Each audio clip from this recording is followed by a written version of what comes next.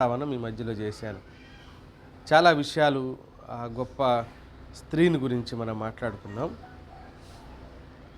మళ్ళీ తిరిగి ఆమె గురించి కొన్ని ఆలోచనలు మీ దృష్టికి తీసుకుని వచ్చే ప్రయత్నం చేస్తాను నేను. 36 నుంచి 38 వరకు ఇలా ఉంది. మరియు ఆషేరు గోత్రికురాలు పనూయేలు కుమార్తెయునైన అన్నా అను ఒక ప్రవక్తి ఉండెను. ఆమె కన్యాత్వం మొదలు 7 ఏండ్లు పెనిమిటితో సంసారము చేసి బహుకాలము గడిచినదే.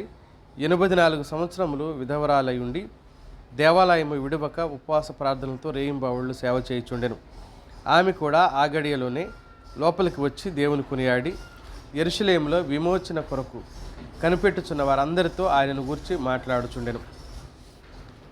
అన్నను గురించిన ఈ ప్రస్తావన ఆమె ఆధ్యాత్మిక అలవాట్లు, ఆమె దైవికమైన విధానంలో, భక్తి జీవితంలో ఆమెకున్న అలవాట్లు, ఆమె నిబద్ధతను తెలియజేస్తున్నాయి అన్నమాట. ఒక కమిట్మెంట్తో ఆమె అక్కడ ఉన్నట్టు మనకు అర్థమవుతుంది, నిబద్ధతతో ఉన్నట్టు అర్థమవుతుంది. దేవుని కోసం పనిచేయాలి అనే ఒక అంకిత భావంతో ఆ స్త్రీ దేవాలయంలో తనను తాను సమర్పించుకున్నట్లుగా మనం చూస్తాం. ఆమె వంశం పేరు చెప్పడం ఆమె గుర్తింపు యొక్క ప్రత్యేకతను తెలుపుతుంది. ఓ రచయిత ఇలా అన్నాడు, ఆమె ఆషేరు వంశస్థురాలు అని చెప్పడంలో గల, గోత్రికురాలు అని చెప్పడం గల ఉద్దేశం, ఆషేరు గోత్రంలో నుంచి ఇప్పటి వరకు ఏ ప్రవక్త రాలేదు ఆ ప్రాంతంలో నుంచి.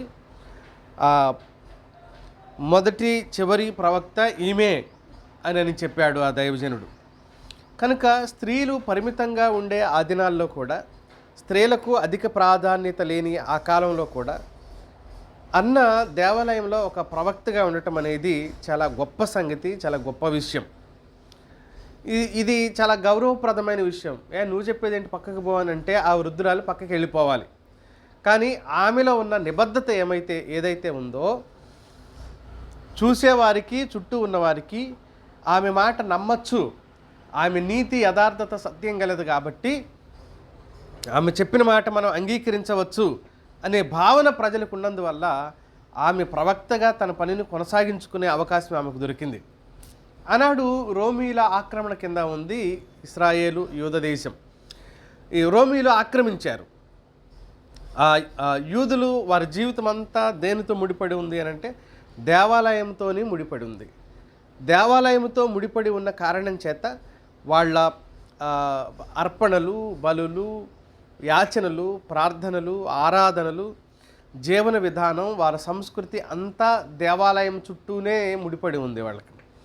అంటే దేవుడు ఏది చెప్పాడు, వాళ్ళు వాగ్దాన ప్రజలు కాబట్టి ఆ భావన ఎన్నిసార్లు తిరస్కారం చేసినా కూడా వాళ్ళ మనస్సుల్లో మనం అనుసరించవలసింది ఇదే అనే భావన ఉండటం వలన, దేవాలయంతో ముడిపడి ఉండటం వల్ల ఆమె ప్రవక్తగా ఉండటం, దేవుని మాట ప్రజలకు అందించటం, ఇలా జరుగుతూ రావటం ఏదైతే ఉందో ప్రజల్ని సరైన దారిలో నడిపించే ఒక స్త్రీగా ఆమెను మనం అక్కడ చూస్తాం. నేను అన్న గురించి 4 ఆలోచనలు ఈ దినాన్ని మీ దృష్టికి తీసుకుని వస్తాను.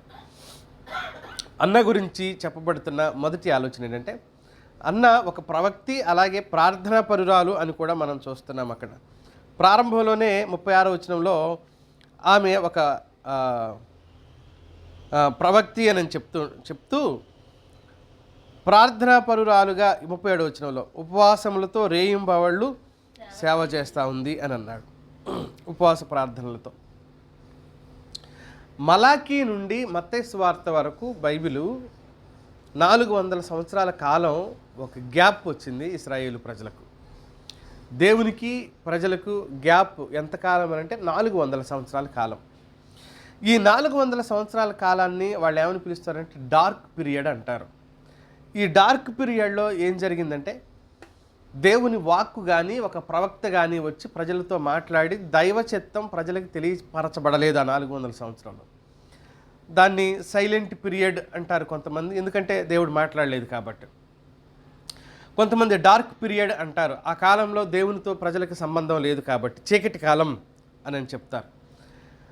చీకటి కాలంలో అయిపోతున్న ప్రారంభ దినాల్లో అన్న ఉంది. ఆ మాటకొస్తే ఈ అన్న యేసుక్రీస్తు ప్రభు లేతే మత్తయి సువార్త రాసే కాలానికంటే ముందే 100 సంవత్సరాల నుంచి ఉంది ఈవిడ.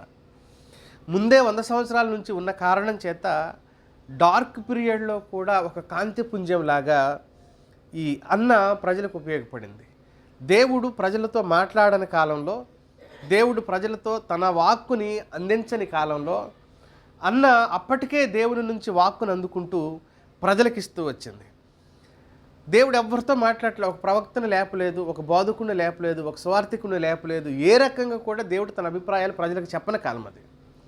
కానీ ఆ కాలంలో కూడా అన్న తన ప్రవచన కాలాన్ని లేకపోతే ప్రవచన కార్యాన్ని మొదలుపెట్టినట్టు మనం చూస్తాం. అంటే ఈమె ఒక ప్రవక్తగా ఉండటం అని అంటే దేవుని వాక్కు, దేవుని మాట ఈ స్త్రీకి అందుతూనే ఉంది. ఎప్పటికే దేవుడు కొన్ని మాటలు ఈమెకు చెబుతూనే ఉన్నాడు. ఆ కారణం చేత ఈమె తన ప్రజలకు ఆ మాటలు మళ్ళీ తిరిగి చెబుతూ ఉంది. దేవుని సందేశం ఇతరులకు అందించే వ్యక్తులే ప్రవక్తలు. దేవుని సందేశాన్ని ఈ స్త్రీ ఇతరులకు అందిస్తూ వచ్చింది.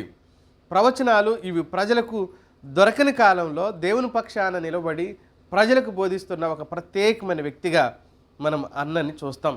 దేవుడు చెప్పిన మాట ఆమె ఇతరులతో చెబుతూ ఉంది. ఆమెకి దేవుని వార్త నిత్యం అందుతూనే ఉందని మనకు అర్థమవుతుంది.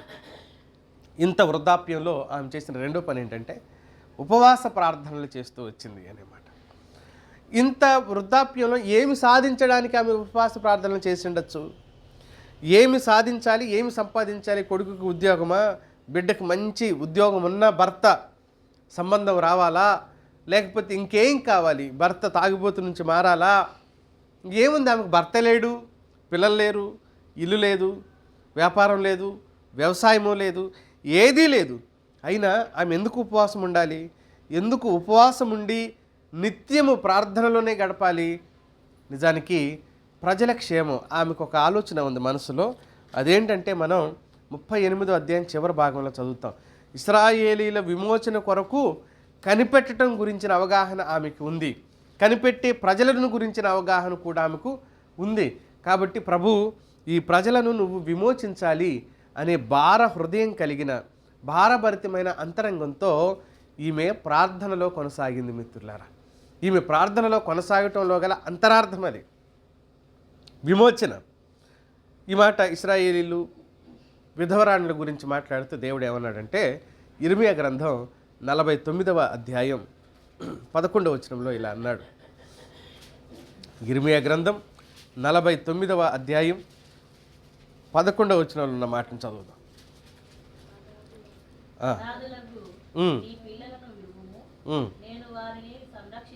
నేను వారిని సంరక్షించేదను, నీ విధవరాండ్రు నన్ను ఆశ్రయించవలెను. వృద్ధాప్యంలో ఉన్న విధవరాండ్రైన స్త్రీలు నీ విధవరాండ్రు నన్ను ఆశ్రయించాలి, స్వేచ్ఛా మార్గంలో పడి స్వతంత్ర మార్గంలో పడి లోకంలో కలిసిపోకూడదు అని పూర్వకాలంలోనే చెప్పిన ఆ వాక్కుని, ఆ మాటను ఈమె స్వీకరించి ఆయననే ఆశ్రయించింది. అందుకనే బైబిల్ ఏమని చదువుతాం? ఎప్పుడెప్పుడు ఉంది అక్కడ దేవాలయంలో? రేయింబవలు అనే మాట మనం చదువుతాం. రేయింబవళ్ళు దేవాలయమును విడవక ఉపవాసంతోనూ ప్రార్థనలతోనూ కాలం గడుపుతూ ఉంది అనే మాట మనం చదువుతాం. నిజానికి ఇంత వృద్ధాప్యంలో మనం మొన్న లెక్కేసుకున్నాం. బహుశా ఆమెకు 100 సంవత్సరాలు దాటిపోయి ఉంటాయి అని మనం లెక్కేసాం. 84 సంవత్సరాలు వైధవ్యం అంటే మరో 7 సంవత్సరాలేమో ఏంటి భర్తతో కాపురం చేస్తే ఈ 84 7 ఎంత? 91. బహుశా ఆమె వయసు 14, 13, 15 సంవత్సరాల్లో గనక పెళ్ళయి ఉంటే ఇప్పుడు ఎన్ని సంవత్సరాలు వస్తాయి ఆమెకి? 105, 110 ఆ మధ్యలో వచ్చే అవకాశాలు ఉంటాయి. కొన్ని 105 వేసుకుందాం. అంటే 100 సంవత్సరాలు పైబడి ఉన్న ఆ స్త్రీ వృద్ధుల వల్ల ఏం జరుగుతుంది? శరీరం బలహీనం, శక్తిహీనమైన తన శరీరాన్ని తానే మోసుకుంటూ ఓర్చుకుంటూ తిరగవలసిన పరిస్థితి కదా వృద్ధ శరీరం, బలహీన శరీరం. కానీ ఈమెం చేస్తుంది? ఆ వృద్ధ శరీరాన్ని కూడా ప్రార్థనలోనూ ఉపవాసంలోనూ ఉంచుతూ ఉంది. ఈరోజు 30, 40, 50 సంవత్సరాలు ఉన్న వాళ్ళే ఉపవాసం ఉండాలంటే ఒక పక్కన బీపీ, ఒక పక్కన షుగరు, ఒక పక్కన రక్తహీనత, ఒట్టిగానే కళ్ళు తిరుగుతుంటాయి. మనుషులు చూడటానికి లావుగా కనబడుతున్న రక్తహీనత ఉండి శరీరంలో నిస్సత్వం ఉండటం వల్ల ఒట్టిగా కళ్ళు తిరుగుతున్నట్టుగా అయిపోతూ ఉంటారు, గుండ్రంగా తిరుగుతున్నట్టుగా ఉంటాయి. బలహీనతలు ఈరోజు బలహీనతలు, ముఖ్యంగా స్త్రీలకు మరీ బలహీనతలు. పైకి కనపడ్డంత రూపం కనబడుతున్న లోపలంత ఆరోగ్యం ఉండదు. శక్తిహీనత, మరీ ముఖ్యంగా పిల్లలు ఒక్కళ్ళు కానీ ఇద్దరు కానీ పుట్టారు అని అంటే మరీ బలహీనులుగా మారిపోతూ 99% ఉన్న ఆడవాళ్లకు నడుము నొప్పి ఒకటి. రెండవది రక్తహీనత, అంటే రక్తహీనతను ఏమంటాం, బ్లడ్ తగ్గిపోవటం, రక్తం తగ్గిపోవటం. ఈ బలహీనతలు బాగా చాలా బలంగా ఉంటాయి అన్నమాట. ఎక్కువ పని చేస్తే తొందరగా అలసిపోవటం, ఒట్టిగానే అలసిపోవటం, ఇలాంటి బలహీనతలు ఉన్న సమయంలో అసలు భోజనమే చేయకుండా ఉపవాసాలు ఉండాలంటే ఎలా సాధ్యమవుతుంది ఈ రోజు ఉన్న దినాల్లో? కానీ ఆ రోజు అంత వృద్ధ శరీరాన్ని కలిగి ఉండి ఆమె ఉపవాసం ఉంది. నాతో ఎవరికి ఫలం, నాతో ఎవరికి ఉపయోగం? సాధారణంగా ఈ భాష నేడున్న దినాల్లో కలుగుతుంది. అయితే దేవుడు ఏమన్నాడు తెలుసా? కీర్తన గ్రంథంలో ఇలా అన్నాడు. 92వ కీర్తన 14వ వచనం ఒకసారి చూడండి. 92వ కీర్తన 14వ వచనం.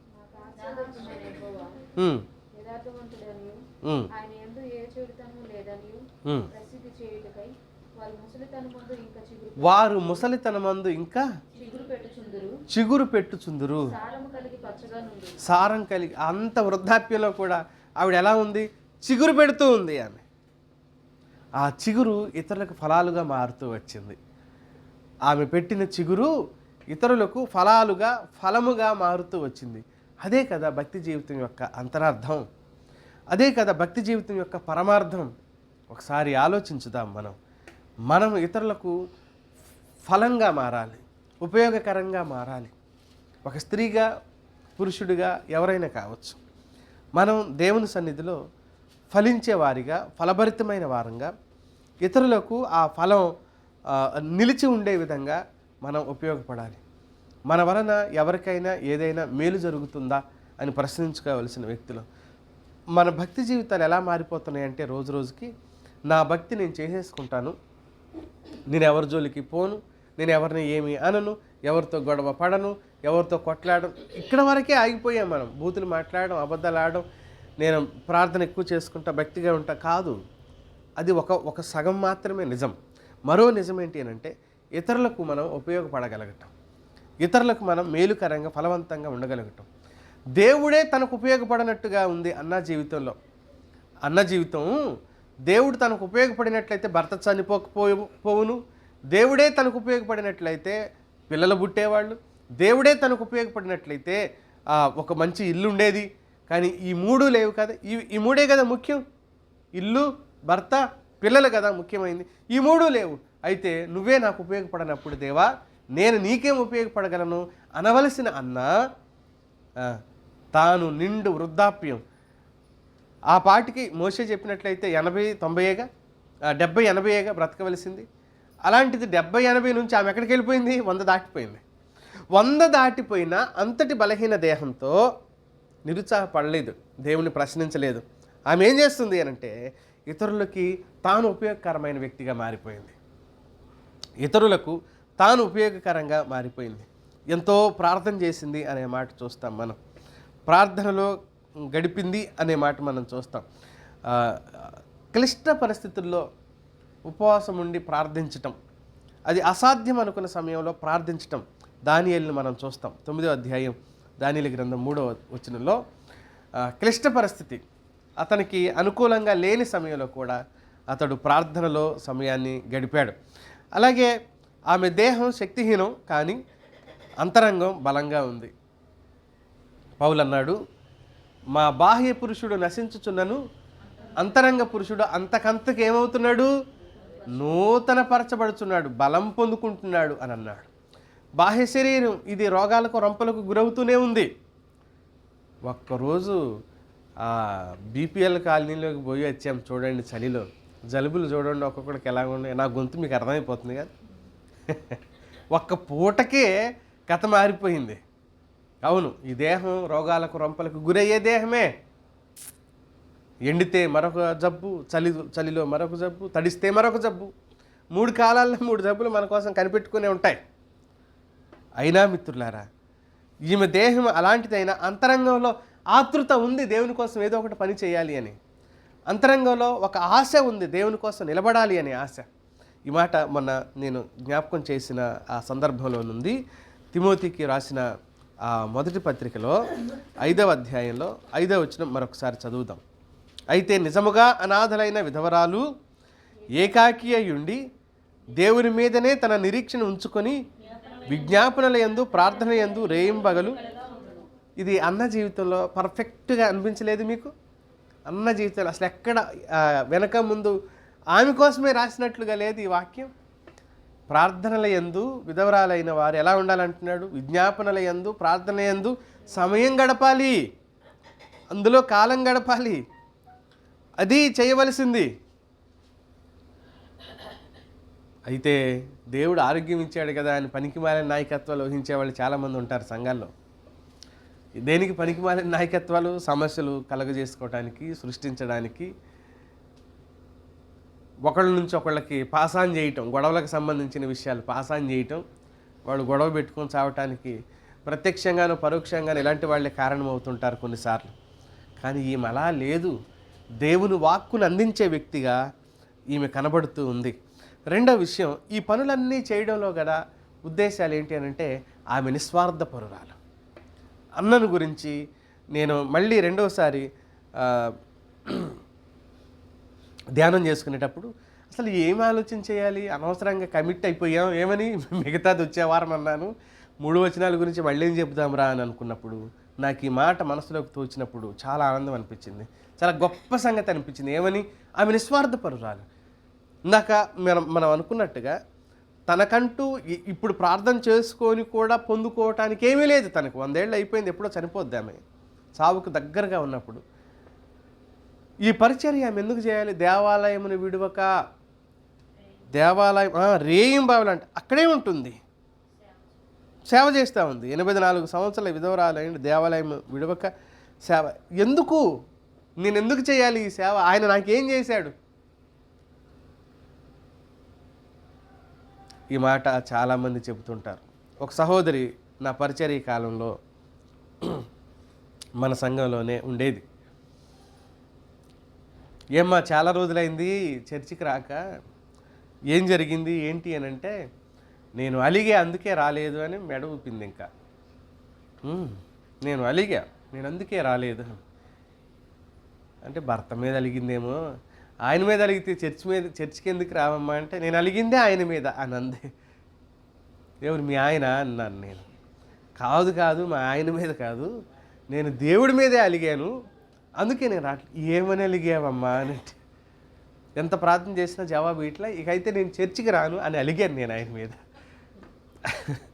మళ్ళీ ఆయన నాకు జవాబిస్తే అప్పుడు వస్తా, అప్పటి వరకు నువ్వు రాగాని నన్ను రమ్మని అనుకో, అంటే వాళ్ళ ఇంటికి నువ్వు రాగాని మా ఇంటికి నన్ను రమ్మని అనుకో అని చెప్పింది నన్ను.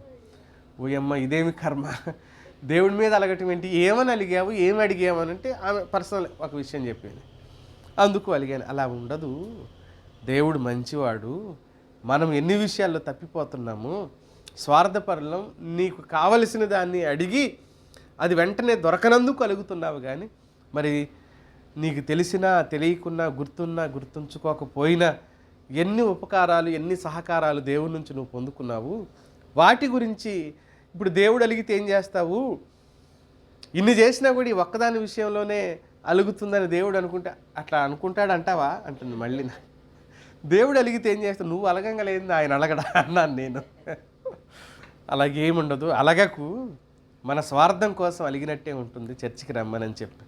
అంటే అలగటం చూశారు, ఆమె ధైర్యంగా చెబుతుంది నాతో, నేను అలిగాను ఆయన మీద. ఇప్పుడు నా మీద అలిగినట్టు మెడ తిప్పుకుంటా చేతులు తిప్పుకుంటా నేను అలిగానంటుంది, ఇంకా యాక్షన్తో సహా. ఇలాంటి మనుషులు చాలామంది ఉంటారు. అన్న అలగచ్చుగా. అయితే ఆమె నిస్వార్థపరురాలు, దేవుని సేవ చేయాలనే ఆలోచన ఉంది, కానీ తనకంటూ ఏదో కావాలని ఆశించి చేయలేదు. ఆ సేవ ఆశించి చేయలేదు. ఎప్పుడైనా దేవునికి ఒక పని చేసేవాళ్ళు ఇలా చెయ్యాలి అన్నాడు దేవుడు తన వాక్యంలో. కొలస్సీలకు రాసిన పత్రికలో ఇలా అన్నాడు, 3వ అధ్యాయం 23-24 కలిసి ఉన్నాయి, చూడండి ఒకసారి. ప్రభువు వలన స్వాస్థ్యమును ప్రతిఫలముగా పొందుదుమని ఎరుగుదుము గనుక మీరేమి చేసినను మనుషుల నిమిత్తము కాక ప్రభువు నిమిత్తమని మనస్ఫూర్తిగా చేయండి. మనస్ఫూర్తిగా ఎవరి నిమిత్తమని చేయాలి? ప్రభువు నిమిత్తమని. నేను చేస్తే చర్చిలో కార్పెట్లు పరుస్తారుగా, కార్పెట్లు పరిచి ఒక ఆమె పరిచింది ముందొచ్చి, మిగతా వాళ్ళు వచ్చి కూర్చున్నారు. ఈమెకి నచ్చని వ్యక్తి వచ్చి కూర్చుంది ఈమె పరిచిన కార్పెట్ మీద. ఈమెకి నచ్చని వ్యక్తి వచ్చి కూర్చుంది. అటు తిరిగి కిటికీ వైపుకి తిరిగి అంటుంది, సిగ్గులేదు వేరే వాళ్ళు పరిచిన కార్పెట్ మీద కూర్చోటానికి. అప్పుడు చేపలు, తుంగ చేపలు లేండి, కార్పెట్లు కాదు కానీ తుంగ చేపలు, మనం రౌండ్గా మడతేస్తాం కదా, గడ్డి చేపలు అవి. అప్పుడు సిగ్గులేదు వేరే వాళ్ళు పరిచిన చేపల మీద కూర్చోటానికి, ఒక్కనాడన్నా వచ్చి పర్వదు మళ్ళీ అని ఈమెను చూసి అనట్లా. ఈమెకి తెలుసు, ఆమెకి తెలుసు. ఇవి ఆమె ఎవరిని అంటుందో ఈమెకి తెలుసు, నన్నే ఫలానా ఆమెని అంటున్నానని ఆమెకి తెలుసు. ఆమె ఏముందంటే, నీకు పని పాట లేని, ఇక అది ఒక బూత్ అనేసింది, నువ్వు పని పాట లేని ఫలానావి నేను ఎవడో చేయమన్నాడు, ముందు మేము వేసుకొని కూర్చోలేమా, నోరు మూసుకు ఈసారి అంటే జుట్టు పట్టుకొని అన్నది ఆమె. నేను అక్కడే ఉన్నా స్టేజ్ మీద స్టార్ట్ చేయబోతున్నా. అది శుక్రవారం సాయంత్రం ప్రార్థన అనుకుంటా బహుశా. అక్కడ అంటే ఒక పని చేసి ఆమె ఓర్చుకోలేకపోయింది. సరే ఆమె అన్నది మనకెందుకు లేవరదు వాళ్ళకుంటుందని ఈమె అనుకోలేకపోయింది. ఆమెకు ఆ గుణం ఉందని తెలిసినప్పుడు ఈమెన్న ముందొచ్చి ఆ చాప వేసుకోవచ్చుగా, అలా కూడా చేసుకోవాలి. చివరికి బూతులుగా మారిపోయింది ఆ వ్యవహారం, బూతుల్లోకి దిగిపోయింది ఆ వ్యవహారం. అంటే మనుషులు ఎలా మారిపోతున్నారో చూడండి, మనుషుల ఆలోచనలు ఏ విధంగా ఉన్నాయో ఆలోచించండి ఒకసారి. అంటే దేవునికి చేసి ఎవరికి చేసినా ఎలా చేయాలని అంటే ఇక్కడ మనుషుల నిమిత్తం కాక. ఒకసారి మేము ఒక ఇంటికి వెళ్ళాం, పాస్టర్ గారి ఇంటికి వెళ్ళాం, చాలా పెద్ద పాస్టర్ గారే, ఆయన మమ్మల్ని ఒక పని కోసం పిలిస్తే వెళ్ళాము. గోడ మీద ఈ వాక్యం రాసింది, ఏమని? మనుషుల నిమిత్తము కాక ప్రభు నిమిత్తము మనస్ఫూర్తిగా చేయుడి. ఈ ఒక్కలైనే ఉంది, మనుషుల నిమిత్తం కాక ప్రభు నిమిత్తమని మనస్ఫూర్తిగా చేయుడి అని ఉంది. భలే ఉంది, మంచి వాక్యం అని అనుకున్నాను నేను. తీరా అది ఏ ప్లేస్ అనుకుంటున్నా? బట్టలు ఉతికే ప్లేస్. అంటే సంఘస్థులు వచ్చిన వాళ్ళు వచ్చినట్టు ఏం చేయాలి? బట్టలు ఉతకాలి. బట్టలు ఉతికి ఆ వాక్యం చూసి ఏమనుకోవాలి? ఇప్పుడు నేను ఈ పని ఎవరి కోసం చేస్తున్నాను? బట్టలు దేవుడి కోసమా? తప్పు కాదు. వాక్యాలని స్వార్థానికి ఉపయోగించుకోవటం తప్పు కాదు. మాకు మీరు పని చేయండి అంటాం తప్పు కాదు. ఒకవేళ తప్పని పరిస్థితి మనమైనా ఎవరికైనా చేస్తాం, అది వేరే సంగతి. పక్కింటి వాళ్ళకి చేయమంటే వాళ్ళ పరిస్థితి బాగోలేనప్పుడు, వాళ్ళ ఇబ్బందులు ఉన్నప్పుడు వాళ్ళకి మనం చేస్తాం, హెల్ప్ చేస్తాం, వంట చేసిస్తాం, లేకపోతే మీ బట్టలు వేయండి మా వాషింగ్ మిషన్లో ఇస్తాం, లేదంటే ఏమన్నా ముఖ్యమైనవి ఉంటే ఇవ్వండి మేము ఉతికిస్తాము అని అంటాం, తప్పేం కాదు. కానీ డైరెక్ట్ నువ్వు వాక్యాన్ని వాడుకొని స్వార్థపరుడిలాగా గిన్నెలు గడిగే దగ్గర, బట్టలు ఉతికే దగ్గర ఇవే రాసి పెట్టేది. చూడండి, స్వార్థం. ఆయన స్వార్థంగా ఉండొద్దు, మీరు పని చేయండి అని స్వార్థపూరితమైన ఆలోచన చేసి రాశాడు. ఈ వాక్యాన్ని ఆ బాధకుడు ఎలా వాడుకున్నట్టు? ఇప్పుడు ఖచ్చితంగా స్వార్థానికే వాడుకున్నాడు, అందులో ఎలాంటి అనుమానం లేదు. అన్న నిస్వార్థపరురాలని నేను ఎందుకు అంటున్నాను అంటే, ఆమె ఎంత ప్రార్థన చేసినా తన కోసం అడగవలసింది ఏదీ లేదు అక్కడ అంటున్నాను నేను. ఎవ్వరు లేరు, సింగిల్గా ఉంది, ఎప్పుడో చనిపోద్ది తెలియదు. సుమియోన్ అన్నాడు, ఇక నేను వెళ్ళిపోతున్నాను నాదా, బాయ్ అని చెప్పాడు. నేను వాస్తవానికి ఈ విషయాలే చెప్దాం అనుకున్నా ఈ క్రిస్మస్లో. మరియ పాట, జకరియా పాట, సుమియోను పాట, దేవదూతల పాట, ఈ పాటల గురించి మాట్లాడదాం అనుకున్నాను ఈ సంవత్సరం. కానీ ఇలా నడిపించబడ్డాం, అయిపోయింది మొత్తానికి. క్రిస్మస్ రేపటితో అయిపోతుంది మనకి.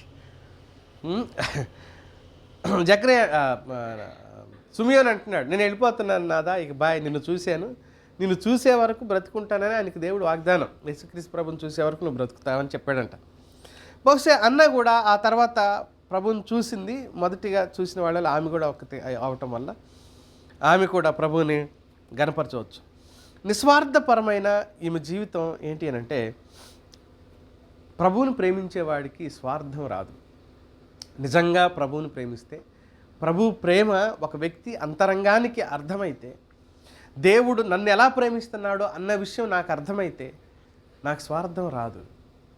దేవుని ప్రేమను రుచి చూచిన వ్యక్తిలో స్వార్థానికి బదులుగా అదే ప్రేమను రిఫ్లెక్ట్ చేస్తాడనమాట, తిరిగి ప్రతిబింబింపజేస్తాడనమాట. అదే ప్రేమను ఆయన నా మీద చూపించాడు, నేను ఇతరుల మీద చూపించగలుగుతాను. ఆయన నా మీద చూపించిన ప్రేమ నాకు అర్థం కాకపోతే నేను ఆ ప్రేమను ఇతరులకు చూపించలేను. 27వ కీర్తనలో భక్తుడు అన్నాడు, 27వ కీర్తన 4వ వచనంలో ఇలా అన్నాడు. 27వ కీర్తన 4వ వచనం, యెహోవా యొద్ద ఒక్క వరం అడిగి తిని దాన్ని నేను వెదుకుచున్నాను. ఏంటి ఆ వరం అంటున్నాడు అంటే, యెహోవా ప్రసన్నతను చూచుటకును, ఆయన ఆలయంలో ధ్యానించుటకును. భక్తులు అడుగుతున్నారు, నీ మందిరంలో నివసించాలని నేను కోరుతున్నాను ప్రభువా, నీ మందిరంలోనే కాలం గడపటానికి నాకు వరమియ్యే తండ్రి అని అడిగారంటే ఎంత బాగుంది కదా, గొప్ప సంగతి కదా. నీ మందిరంలో కాలం గడపటానికి, నీ మందిరంలో సమయం గడపటానికి నాకు వరమియ్యి, ఎక్కువ సమయం నీ మందిరంలో గడిపే అవకాశం నాకు కలిగించు. వరం అడిగిన వాడు వెండి బంగారం వజ్ర వైడూర్యాలు అడగాలి, కానీ ఈయన ఏమని అడుగుతున్నాడు, నీ మందిరంలో గడిపే సమయం. ఈ ఆధిక్యత ఔన్నత్యం అన్నకు తెలుసు కాబట్టే రేయింబవళ్ళు మానక దేవాలయమును, అక్కడ ఏమనుందంటే చాలా చక్కగా 37లో 84 సంవత్సరములు విధవరాలయుండి దేవాలయమును విడువక ఉపవాస ప్రార్థనలతో రేయింబవళ్ళు అక్కడే ఉంటుంది. 24 గంటలు, రేయి బావులు అంటే 24 గంటల లెక్క, మన వాడుక భాషలో తీసుకుంటే 24 గంటలు అక్కడే ఉంటుంది. 24 గంటలు సేవ చేస్తుంది. దేవాలయాన్ని అసలు విడిచిపెట్టడం లేదు. 2 రోజులు మా బంధువుల దగ్గరికి వెళ్ళొస్తాను, 2 రోజులు మా చుట్టాల దగ్గరికి వెళ్ళొస్తాను, 2 రోజులు. నేను మొదటి పరిచర్య ప్రారంభంలో చాలామంది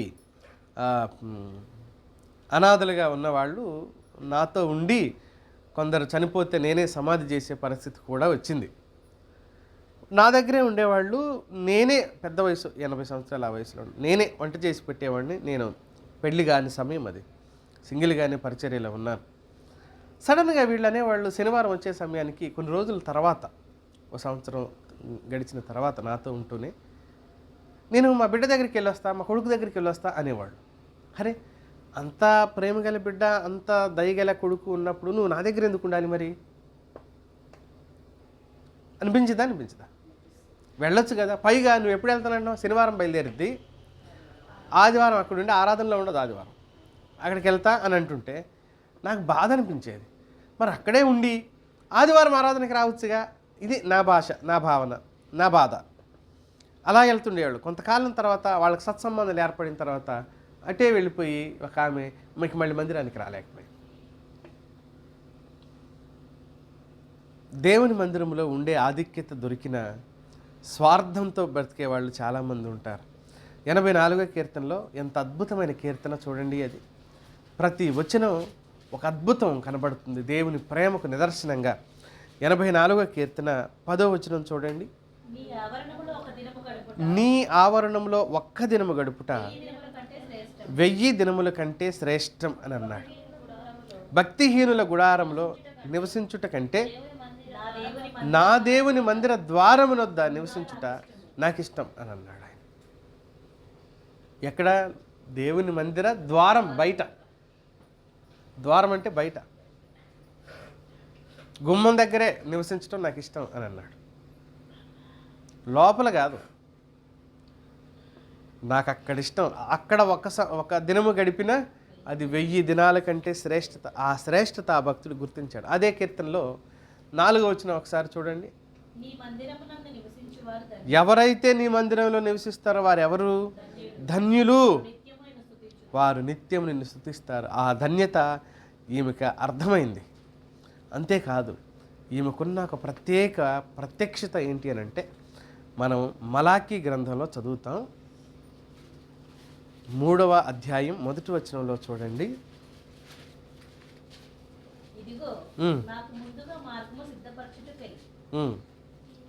నేను నా దూతను పంపుచున్నాను,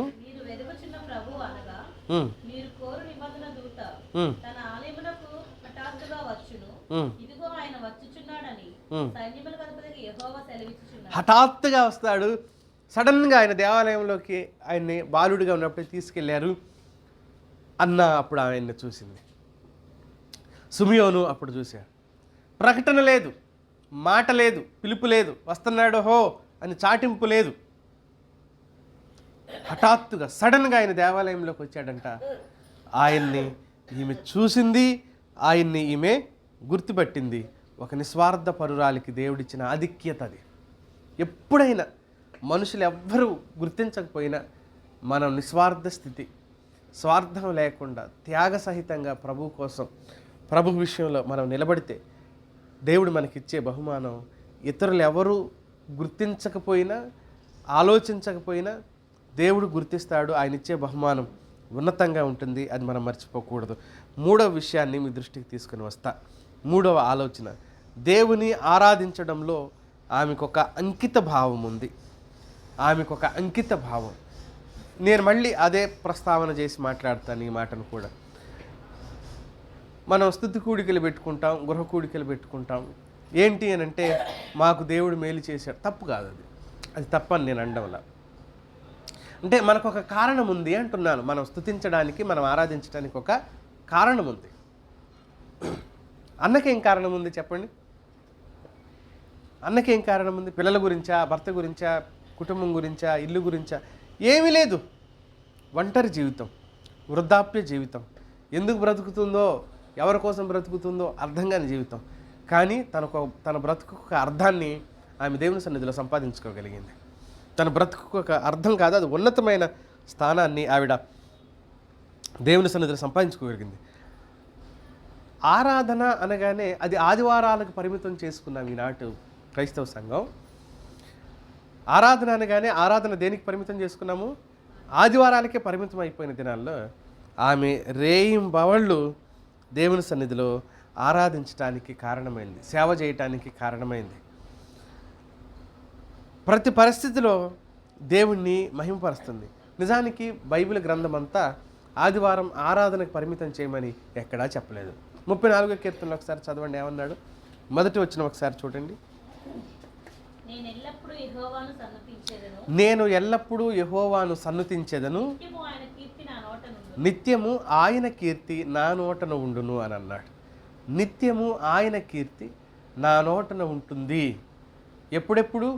ఆదివారం ఆదివారం అనటం లేదు, నిత్యము. అది ఎల్లవేళలా ఆయనను మనం కీర్తించాలి అని చెప్తున్న దేవుని వాక్యం. ఎల్లవేళలా రోమపత్రిక 12:1 మనకు బాగా పరిచయమైన వాక్యం. సజీవ యాగముగా మీ శరీరములను ఆయనకు సమర్పించండి. సజీవ యాగంగా అర్పించుకున్నది ఈమె, సజీవ యాగంగా అప్పగించుకున్నది ఈమె. గడిచిన రాత్రి నేను జ్ఞాపకం చేసే యోబు అన్నాడు కాదు, మనం యెహోవా వలన మేలే ఎప్పుడు అనుభవించాలా, కీడు అనుభవించొద్దా? 1వ అధ్యాయం 22వ వచనం అనుకుంటా, కీడు 21వ వచనం అనుకుంటా. కీడు అనుభవించొద్దా అని చెప్పి యెహోవా నామమునకే, యెహోవా ఇచ్చెను, యెహోవా తీసుకున్నాడు, యెహోవా నామానికే స్తుతి కలుగునుగాక అని చెప్పాడు. ఆయన ఎప్పుడు స్తుతి నందదగిన వాడే. ఆయన భాష, ఆయన భావనలో ఏముందంటే నాకు నష్టం కలిగిన సమయంలో కూడా ఆయన స్తుతి నందదగిన వాడే. నాకు నష్టము, నాకు లేమి, నాకు కష్టం కలిగిన సమయములో కూడా ఆయన స్తుతి నందదగినవాడు. కేవలం మనకు లాభాలు కలిగినప్పుడు మాత్రమే కాదు ఆయన స్తుతి నందదగినవాడు. మనకు కష్టము, నష్టము, లేమి, ఇరుకు, ఇబ్బంది కలిగినప్పుడు కూడా ఆయన స్తుతి నందదగినవాడే. అన్ని వేళలా ఆయన స్తుతి నందదగినవాడు, అన్ని వేళలా స్తుతింపబడవలసిన వాడు ఆయన అనే ఆలోచన భక్తుల మనస్సుల్లో ఉంది. భక్తుడు హబక్కూకు అన్న మాట కూడా జ్ఞాపకం చేస్తాం. 3వ అధ్యాయం 17-18 వచనాలు. మనం ఎదురు చూస్తున్నాం, కాపు కోసం ఎదురు చూశాడు. ద్రాక్ష పండ్లు, అంజూరపు తోట, ద్రాక్ష తోట, పశువులు, ఈనాలి పశువులు, అవి ఈని పిల్లలు పెట్టి 1, 2, 3 పిల్లలు పెట్టాలి. ఏది? గొర్రెలు, ఇలా మేకలు గొప్పగా అవ్వాలి, మంద వృద్ధి చెందాలి. ఆ సమయంలో కూడా ఎదురు చూస్తున్నాడు ఒక రైతు. కానీ సడన్గా అంతా నష్టం కలిగింది. ఆ సంవత్సరం పెట్టుబడి అంతా వ్యర్థమైపోయింది. కానీ ఆయన అంటున్నాడు, నేను దేవునిలోనే, యెహోవాలోనే ఆనందిస్తాను అని చెప్పాడు. ఎందుకు ఇలా ఆనందిస్తున్నాడు ఈయన? 2వ అధ్యాయం 4వ వచనంలో చెప్పాడు కారణం. 2వ అధ్యాయం 4వ వచనం, నీతిమంతుడు అయితే నీతిమంతుడు విశ్వాసం వల్ల, అతడి బ్రతుకుకి ఆధారం ఏంటంటే విశ్వాసం. నీతిమంతుడైన వాడు విశ్వాసం మూలంగా బ్రతుకుతాడు. అందుకనే హబక్కూకు ఆ మాట చెప్పగలిగాడు. ఏమీ లేకపోయినా అతడు ఈ మాట చెప్పడంలో గల అంతరార్థం ఏంటంటే అతడు నీతిగా ఉన్నాడు కాబట్టి. ఈరోజు కృంగుదల మనలో కలగటం అది సహజం, నాలోనైనా నీలోనైనా అందరిలో కలుగుతుంది. కానీ మనం నీతిమంతులంగా చేయబడ్డాం కనుక, మనం ప్రభు మీద దృష్టి పెట్టాలి కనుక ఆయనలో ఆనందించడం మనం నేర్చుకోగలగాలి. మనుషులను బట్టి, మనుషులు మాట్లాడిన మాటలను బట్టి, మనుషులు అడుగుతున్న ప్రశ్నలను బట్టి, మనుషులు చూస్తున్న చూపులను బట్టి ప్రతి దానికి బాధపడటం మొదలు పెడితే, కృంగిపోవటం మొదలు పెడితే, కృంగిపోయి బాధపడి మాయమైపోతాం, చచ్చిపోతామని అర్థం. ఈ భూమి మీద ఉండలేం. ప్రతి దాన్ని ఆ దృష్టికోణంతో మనం చూడకుండా ప్రభు వైపుకు చూడడం, ప్రభువులో ఆనందించడం నేర్చుకోగలిగితే, నరమాత్రుడు నాకేం చేయగలడు అన్నాడు కదా భక్తుడు. నరమాత్రుడు నాకేం చేయగలడు, ఏం చేయలేడు అని ఆయన నాకు తోడుగా ఉన్నాడు కాబట్టి నరమాత్రుడు నన్నేం చేయగలడు అని అంటాడు. కనుక ఆయన స్తుతించడం, గౌరవించడం ఆత్మీయుల యొక్క ప్రథమ కర్తవ్యం. 22వ కీర్తనలో 23వ వచనంలో ఒక మాట చెప్పాడు, ఒకసారి చూడండి. 22వ కీర్తన 23వ వచనం, యెహోవా యందు భయభక్తులు గలవారలారా ఆయనను స్తుతించుడి, మీరందరూ ఆయనను గనపరచుడి, మీరందరూ ఆయనకు భయ. ఈ మాట ఏం చెప్తుంది? భయభక్తులు కలిగి ఆయనను స్తుతించుడి, ఆయనను గనపరచుడి, మీరందరూ ఆయనకు భయపడండి. నిజంగా భయపడిన వాడు గనపరిచేవాడు స్తుతించేవాడిగా ఉంటాడు అనేది ఈ భాగం. ఆమె అంకిత భావంతో ఉంది, బదులు ఆశించి స్తుతించలేదు. అచ్చం దేవదూతల ఆరాధన పోలి ఉంది అన్న ఆరాధన. దేవదూతలకి భార్య పిల్లలు కుటుంబాలు లేవు, నొప్పుల నుంచి ఉపశమనం చేయమని అడిగే అవకాశం లేదు, అవసరం లేదు. ఆహారం కోసం పంట బాగా పండాలి, ఆశీర్వదించి మమ్మల్ని అనే అవసరమే లేదు దేవదూతలకు. అయినా వారు స్తుతించారు. అలాగే అన్న స్తుతించింది. నాకు ఈ దేవదూతల ఈ ధ్యానం చేసుకుంటున్న సమయంలో అచ్చం ఆమె ఆరాధన ఎవరిని పోలి ఉంది అనుకున్నాను నేనంటే దేవదూతలను పోలి ఉంది. లాభం ఆశించకుండా స్తుతిస్తున్నారు. జరిగిన మేలును ఎత్తి పట్టవలసిన అవసరం లేకుండానే దేవదూతలు ఆయన్ను స్తుతిస్తున్నారు. అన్న కూడా అలాగే. నిజానికి పాత నిబంధనలో చాలామంది భక్తులు, దావీదు ఏమన్నాడు? యెహోవా నా కుటుంబానికి నువ్వు ఇంత చేయడానికి నేను అర్హుడిని కాను, గొర్రెల దొడ్లో ఉన్నవాడిని తీసుకొచ్చి నన్ను సింహాసనం మీద కూర్చుండబెట్టావు, నా కుటుంబం ఇంతగా హెచ్చించబడుటకు నేను యోగ్యుడు కాను అని ప్రభువును స్తుతిస్తున్నాడు. హెచ్చించాడు కాబట్టి స్తుతించాడు. మరి అన్నకేం చేశాడు? దేవదూతలకు ఏం చేశాడు? కానీ వీళ్ళు నిస్వార్థమైన అంకిత భావంతో ప్రభువుని ఆరాధించారు. చివరి మాట చెప్పేసి నేను ముగిస్తాను. 4వ మాట, అన్న యేసుక్రీస్తు ప్రభువుని గురించి ఇతరులకు ప్రకటించింది. మనం 38వ వచనంలో చదువుతాం. ఆమె కూడా లోపలికి వచ్చి